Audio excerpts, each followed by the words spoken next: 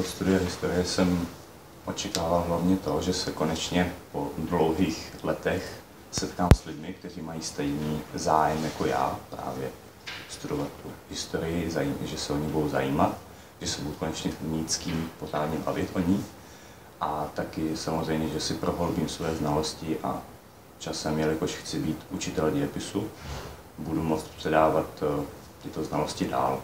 Takže to byla asi moje hlavní motivace, proč jít sem. Rozhodně se to nedá srovnávat se střední školou, to jsem hnedka věděl už od začátku, že to bude o dost těžší. Hlavně jde o to, že například na střední škole po nás stačily zdroje z internetu a pořádně jsme našli knihovny, tak tady bylo to prostě jiné. Nechci říct, že by mě to přímo překvapilo, protože dost čtu, ale bylo to jiné.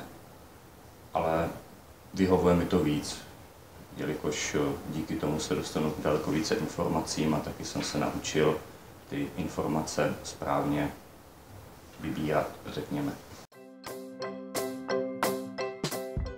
Nejvíce záleží na tom, jak má člověk načteno. Pokud studuje někdo historii a nečte a doufá, že udělá zkoušku jen pomocí nějakých skript, kterých si někde stáhne, nebo po případě, které jsou k dispozici, tak mně to připadne jako omyl. Někdy to jde, ale většinou záleží nejvíce na tom, jak člověk čte. A vyučující se snaží víc vstříc, když vidí, že je někdo nervózní, tak trochu napomůžou, počkají, ale základem je prostě četba.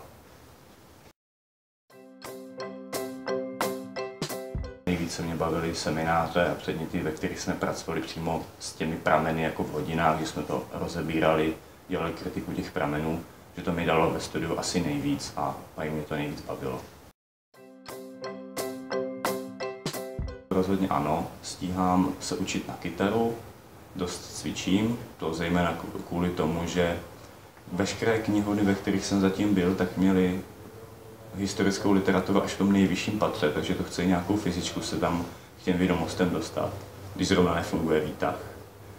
A snažím se i nějak, řekněme, kreativně psát. Rád podnikám různé výlety do zahraničí, které zrovna nesouvisejí například s návštěvou archivu, ale spíše s projetím nějakého národního parku.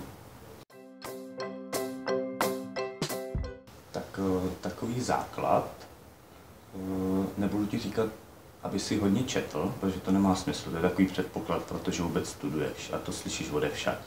Takže taková první věc, zjistí si, kde tady nejlíp vaří, aby si měl dost síly do toho studia. Poté snaž se skamarádit prostě s těma správnýma lidma, abych to tak řekl, prostě, kteří tě nebudou jenom využívat na to, že nestíhají, ale kteří ti jakoby i pomůžou.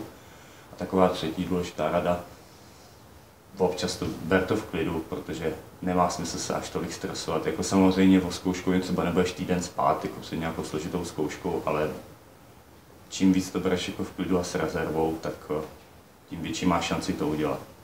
Aspoň tak jsem to měl já.